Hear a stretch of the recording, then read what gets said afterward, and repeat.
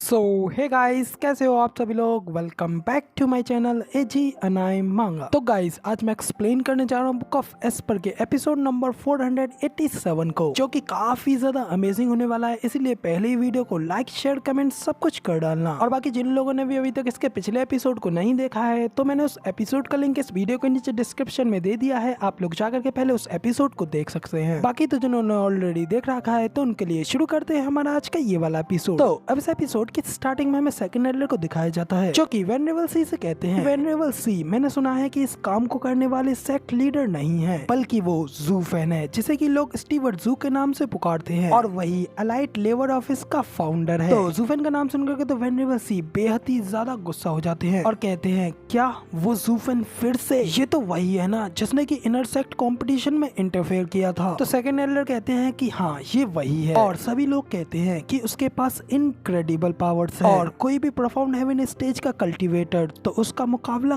कभी नहीं कर सकता। और हमने उसकी पावर्स को रिंग में तो देखा ही है, कैसे उसने गुईहू को बड़े ही आसानी से ढेर कर दिया था। लेकिन उसकी उस इनक्रेडिबल पावर्स से भी ज्यादा भयानक तो उसका वो चालाक और कैलकुलेटिव माइंड है, जो कि सेक्ट लीडर से भी ज्यादा भयानक है। क्योंकि एक तरफ सेक्ट लीडर अपनी फोर्स, अपनी ताकत का इस्तेमाल करते हैं, जबकि वो अपना सॉफ्ट टच का इस्तेमाल करता है। वो लोग बिल्कुल गाजर और स्टिक की तरह तो हैं। इधर सेकंड एडलर की ये सारी बातें सुनने के बाद में वेनरेबल से उनसे पूछते हैं, आखिर तुम्हें उसके बारे में इतना कुछ कैसे पता है? लोग उसके बारे में ये सब कहते हैं। सेकंड एडलर उन्हें बताते हैं कि मैं तो सिर्फ उस एल्डर से मिलने के लिए गया था जिसने की इनर सेक्ट से अलाइट लेबर ऑफिस में स्विच कर दिया है, बस उसके बारे में जानकारी निकालने के लिए, ताकि मैं बाद में उसे कर्ज कर सकूं। उन्होंने कहा था कि 1 दशक पहले उन्होंने अपनी फीमेल डिसाइपल को ले लिया था, और फिर मैंने उसके सामने सीधा ये बात कह दी, अब से हम लोग एक दूसरे के दुश्मन हैं। और वो लड़का यहाँ तक कि बहुत ही ज्यादा टेम्पर्ड और गुस्सैल स्वभाव का है। और मुझे उस व्यक्ति ने गुस्से में बताया कि कैसे उस लड़के ने मीठी मीठी बातें करके उन्हें हमारे खिलाफ भड़का दिया। और फिर मुझे एहसास हुआ कि उस बच्चे ने न सिर्फ केवल पुरानी दुश्मनी को उजागर किया है, बल्कि उन सभी को ज्वाइन होने पर एक 8th ग्रेड की पिल्स भी दी हैं। और मुझे लगता है कि यही बात है जिससे कि वो सौदा और भी ज्यादा पक्का हो गया। एक 8th ग्रेड की पिल, आखिर वो मेरे पास क्यों नहीं आया? क्योंकि उसके लिए तो मैं भी खुशी खुशी जुड़ जाता। तो ये सुनकर तो वेनरेबल सी कहते हैं, तो फिर वो आपके पास क्यों आया था, जबकि वो तो उन सभी असुरक्षित लोगों के पीछे था। वो कभी भी आपके ऊपर भरोसा नहीं करेगा, क्योंकि वो जानता है कि आप मेरी जेब खाली करके अपनी जेब भर सकते हो। हम इनर सेक्ट के ट्रू विनर्स हैं, और ये हमारा एरिया है। या फिर आप बिना किसी घर के और किसी और की दया के ऊपर रहना पसंद करेंगे? जू फैन कुछ एक्सेप्शनल स्किल्स के साथ बस सिर्फ एक लेबर ही तो है, लेकिन अब मेरे पास कोई और चॉइस नहीं है, मुझे खुद उससे मिलना होगा। तो अब इधर वेनरेबल सी के इतना कहते हैं, यहाँ पे सीन चेंज होता है और हमें वापस से लेबर ऑफिस में सबसे हार्डेस्ट गेट यानी कि ब्लू गेट को दिखाया जाता है, जिसके के सामने क्विलिंग थोड़ा डरा डरा सा खड़ा होता है। लेकिन तभी उसके पीछे तो गुईहू से कहता है कि इस हेवन डोर के अंदर जाने से पहले तुम अपनी लिमिट्स को मेक श्योर जरूर से कर लेना, क्योंकि यहाँ तक उसके अंदर तो मेरे लिए भी मौत का काफी ज्यादा हाई रिस्क था। ये सुनकर तो क्विलिंग और भी ज्यादा घबराते हुए गुईहू से कहता है, सीनियर ब्रदर गुईहू, मुझे इस तरीके से डराने की कोशिश मत करो, और बस इतना बताओ कि आखिर ये कितना ज्यादा डेंजरस है, कि मेरे बेटे ने तो एक 7th ग्रेड के अरे को क्लियर किया है, तो फिर आखिर मैं भी ये क्यों नहीं कर सकता? और मैं इतना ज्यादा स्टूपिड भी नहीं हूँ कि मैं आपकी इन धमकियों में आ जाऊंगा। तो अब इधर गुईहू तो उसकी ये सारी बातों को सुन करके वहाँ से जाते हुए कहता है कि ठीक है, फिर अब ये तुम्हारे ऊपर निर्भर करता है। तो गुईहू के इतना कह के चले जाने के बाद में यहाँ पे हमें क्विलिंग की ओर दिखाया जाता है, जो कि डरता हुआ अभी भी धीरे धीरे हेवन गेट की ओर आगे बढ़ने लगता है। लेकिन तभी उसके पीछे से उसका बेटा गैंगर घबराते हुए उसकी ओर आता है और उससे आवाज लगाते हुए कहता है कि डैड प्लीज ऐसा मत करना, वरना आप मारे जाओगे। यहाँ तक कि सीनियर ब्रदर गुईहू ने भी उस गेट के अंदर जाने के बाद में इंजर्ड होकर के काफी ज्यादा हैवी प्राइस पे किया। तो ये सुनकर के तो क्विलिंग का घबराहट के मारे मुंह ही उतर गया होता है, और फिर वो अपनी लड़के से कहता है कि तुम्हारा मतलब वो बिल्कुल सीरियस था, और क्या ये 7th ग्रेड अरे इतनी ज्यादा डेडली है? तो गैंगर उसे बताता है, मास्टर ने ये अरे स्पेशली तौर पर अलाइट के टेस्ट के लिए एस्टेब्लिश्ड की है, और ये उस तरीके की 7th ग्रेड की अरे नहीं है जिसके के अंदर मैंने ट्रेंड किया था। सुनकर के तो क्विलिंग और भी ज्यादा घबरा गया होता है, और फिर जल्दी से ग्रीन गेट की ओर जाते हुए कहता है कि बेटे क्या ये वाला गेट सेफ है? गुईहू से बताता है कि हाँ, ये उस वाले से आसान है। सीनियर ब्रदर टाइजिंग, जो कि peak profound heaven stage cultivator हैं, उन्होंने ऑलरेडी इस गेट को क्लियर किया है। तो ये सुनकर तो फिर क्विलिंग खुश होकर उस गेट के अंदर जाते हुए कहता है कि मैं एक 7th ग्रेड के डिमोनिक ट्रेजर को नहीं ले सकता, लेकिन मेरे ख्याल से कुछ भी ना होने से अच्छा तो एक 6th ग्रेड का डिमोनिक ट्रेजर है। इसी के साथ फिर वो उसके अंदर जाते हुए कहता है बेटे ये भी आसान नहीं है, मैं जरा देखता हूँ। क्विलिंग के जाने के बाद हमें उसके पीछे पीछे पीछे कई सारे नए डिसाइपल्स को भी दिखाया जाता है जो कि इनर सेक्ट से अलाइट लेबर ऑफिस में ज्वाइन होने के लिए टेस्ट देने के लिए आए होते हैं। के बाद उन डिसाइपल्स से थोड़ा दूर हमें वेनेरेबल की और वेनेरेबल वाई उनके साथ में कई सारे एल्डर्स को भी दिखाया जाता है जो कि उन सभी डिसाइपल्स के ही मास्टर होते हैं। वेनेरेबल वाई ये सब देख कहते हैं तो अब मुझे पता चला कि आखिर क्यों सभी डिसाइपल्स स्टीवर्ट जू के अलाइट लेबर ऑफिस में ज्वाइन होने की इतनी ज्यादा जल्दी कर रहे थे। और अगर मैं भी उन लोगों की जगह पर होता तो मैं भी अपने मास्टर को ऑफेंड करके यहाँ पे जरूर लाता, लेकिन मैं तो अब यहाँ पे कोई डिसाइपल नहीं हूँ। वैसे भी एंड पे जो मैटर करता है वो एक पर्सन की स्ट्रेंथ ही होती है। इससे कोई फर्क नहीं पड़ता है कि आप कहाँ पे जाके राइज कर रहे हो, फिर चाहे वो लेबर ऑफिस ही क्यों ना हो। एक कल्टीवेटर के लिए सबसे बेस्ट प्लेस ही मायने रखती है। तो अब तभी जूफेन भी उनके पीछे आते हुए कहता है कि हाँ वेनेरेबल भाई बिल्कुल सही कह रहे हैं। इसके बाद जूफेन बाकी के सभी एल्डर्स और वेनेरेबल्स से कहता है कि एल्डर्स और वेनेरेबल्स ये elite labour office inner sect नहीं है, ये कंपटीशन बेस्ड तो नहीं है, लेकिन यहाँ पे ट्रायल्स कराए जाते हैं। आप सभी लोग अपने अपने डिसाइपल्स को गाइड करने के लिए पूरी तरीके से फ्री है, लेकिन रिजल्ट नेसेसरी तौर पर उनके फेवर में नहीं होगा। और इनके इस ट्रायल को ओवरकम करने के लिए सिर्फ स्ट्रेंथ ही डेफिनेट आंसर नहीं है। तो अब तो वेनेरेबल की भी कहते हैं कि ये तो बहुत ही ज्यादा अच्छा है, अब हमें उन थोड़े से रिसोर्सेस को पाने के लिए किसी भी तरीके के बेकार की ट्रिक्स को खेलने की कोई जरूरत नहीं है, और ये डिसाइपल्स की कल्टीवेशन के लिए सबसे अच्छी चीज है। तो ये सुनकर तो बाकी के एल्डर्स और वेनेरेबल्स भी उनकी इस बात के लिए एग्री करते हैं। तो अब तो वेनेरेबल भाई भी कहते हैं कि अलाइट लेबर ऑफिस ट्रायल्स का यूज करता है कि बाकी के सभी डिसाइपल्स बेकार की ट्रिक्स का इस्तेमाल ना करें। ये चारों ट्रायल्स एकदम फेयर तरीके से कराए जाते हैं, लेकिन लोग जो कि नेचुरली तौर पर आलसी होते हैं, इसलिए शायद ही कोई खुद को अपोनेंट मान करके खुद को बेहतर बनाने की कोशिश करता है। इसीलिए तो इनर सेक्ट ने कंपटीशन को अडॉप्ट किया था ताकि इससे डिसाइपल्स को आगे बढ़ाने का हमें सॉल्यूशन मिल सके, जबकि यहाँ लेबर ऑफिस में ट्रायल्स का यूज किया जा रहा है ताकि डिसाइपल्स की एक्साइटमेंट को कल्टीवेट करने में मैनेज किया जा सके और भी ज्यादा मोटिवेट करने के लिए लार्ज रिवॉर्ड्स दिए जाते हैं। लेकिन इस सबसे तो लार्ज अमाउंट ऑफ रिसोर्सेज पे इफेक्ट पड़ेगा। स्टीवर्ट जू मैं ये नहीं जानता कि आपके पास में इस सारे प्लान को इम्प्लीमेंट करने के लिए इतने सारे रिसोर्सेज कहाँ से आए, लेकिन ये सब कुछ हमेशा तो नहीं चल सकता, और रिसोर्सेज के खत्म हो जाने के बाद क्या हम उसी सिचुएशन पे नहीं आ जाएंगे क्योंकि अभी फिलहाल इनर सेक्ट में चल रही है। वेनेरेबल भाई की ये सारी बातें सुनने के बाद में जूफेन भी अपने मन में कहता है कि वेनेरेबल भाई के शोल्डर्स पे एक बेहद ही ज्यादा अच्छा दिमाग है, लेकिन इससे क्या फर्क पड़ता है, लेकिन मैं कोई स्टूपिड नहीं हूँ जो कि इस सेक्ट को अपनी पूरी जिंदगी पे करता रहूंगा। तो ये सब सोचने के बाद फिर जूफेन उन लोगों से कहता है कि आप सब लोगों को इस बात की चिंता करने की कोई जरूरत नहीं है, बल्कि इस बात की फिक्र तो सेक्ट लीडर को होनी चाहिए, क्योंकि ऐसा कहा जा रहा है कि अगर बात उस सिचुएशन तक भी पहुंच गई तो भी आपको इससे कुछ नुकसान नहीं होगा, लेकिन फिर भी इस पूरी जीत में क्या आप हमारे साथ ज्वाइन होने वाले फर्स्ट पर्सन नहीं है। तो जूफेन की ये बात सुनकर तो बाकी के एल्डर्स और वेनेरेबल्स भी कहते हैं हाँ इससे क्या फर्क पड़ता है कि बाद में ये भी इनर सेक्ट की तरह ही बन जाए, अब हम लोग यहाँ के बॉसेस हैं और हमें यहाँ का सबसे बड़ा हिस्सा मिलेगा। तो अब तो भी वेनेरेबल भाई भी कहते हैं कि सचमुच स्टीवर्ट जू अपनी एज के हिसाब से बेहद ही ज्यादा समझदार है, और सचमुच सेक्ट लीडर ने इस काम के लिए एक बेहद ही परफेक्ट कैंडिडेट को चुना है। तो अपनी इस तारीफ को सुनकर जूफेन भी उन लोगों को शुक्रिया करता है, लेकिन इसी के साथ फिर वो अपने मन में भी कहता है कि तो मैं ये अब देख पा रहा हूँ कि आखिर जीवुये ने ये क्यों कहा था कि ये सेक्ट बिल्कुल सड़ा हुआ है, और जिस तरीके से मैं अब इसे देख पा रहा हूँ मुझे पता चल रहा है कि ये सड़न तो और भी ज्यादा गहरी है, और अगर कभी ल्यू क्लैन में ऐसा कुछ हुआ तो वो चारों ओर से मौत का तांडव झेल रहा होगा। तो अब जब जूफेन ये सब सोच रहा होता है कि अचानक से उसके पीछे से ग्रैंड एल्डर आ जाते हैं। इधर ग्रैंड एल्डर के वहाँ पे आते ही बाकी के सभी एल्डर्स कहते हैं कि ग्रैंड एल्डर आखिर आप यहाँ पर क्यों आए हैं, जबकि ग्रैंड एल्डर को वहाँ पे आता हुआ देख दूर से गुईहू भी देख लेता है, और वो भी वहाँ पे अपने मास्टर को देख थोड़ा हैरान होता है। इधर ग्रैंड एल्डर उन सभी एल्डर्स की इस बात का जवाब दिए बिना जूफेन के सामने आकर के उससे कहते हैं कि स्टीवर्ट जू लगता है मुझे आपसे मिलकर के अच्छा लगा, मैं इस पूरे डीमन स्कैमिंग सेक्ट का ग्रैंड एल्डर हूँ और मैं तुमसे किसी बात के ऊपर डिस्कस करने की इच्छा रखता हूँ, तो इसलिए क्या हम किसी प्राइवेट प्लेस पे जाकर के कुछ बात कर सकते हैं। ग्रैंड एल्डर की ये बात सुनकर तो वेनेरेबल भाई भी कहते हैं कि स्टीवर्ट जू आप कहीं मत जाओ, क्योंकि ये बूढ़ा जरूर कुछ ना कुछ करने की फिराक में है। तो गाइस इधर जूफेन के इतना कहने के साथ ही हमारा ये वाला एपिसोड यहाँ पे पूरी तरीके से कंप्लीट हो जाता है, और अब इसकी आएगी स्टोरी आप लोगों को इसके अगले हफ्ते देखने को मिलेगी, और तभी हमें इस बारे में पता चलेगा कि ग्रैंड एल्डर यहाँ पे क्या करने के लिए आए हैं। लेकिन फिलहाल अब वीडियो पसंद आई हो तो यार एक लाइक कर देना, साथ ही कमेंट करके मुझे जरूर बताना कि आपको हमारा ये वाला वीडियो का एक्सप्लेनेशन कैसा लगा। अगर इस चैनल पर गलती से आ गए और आगे भी ऐसे अमेजिंग वीडियोस को देखना पसंद करते हो तो इस चैनल को सब्सक्राइब जरूर से कर देना। शुक्रिया।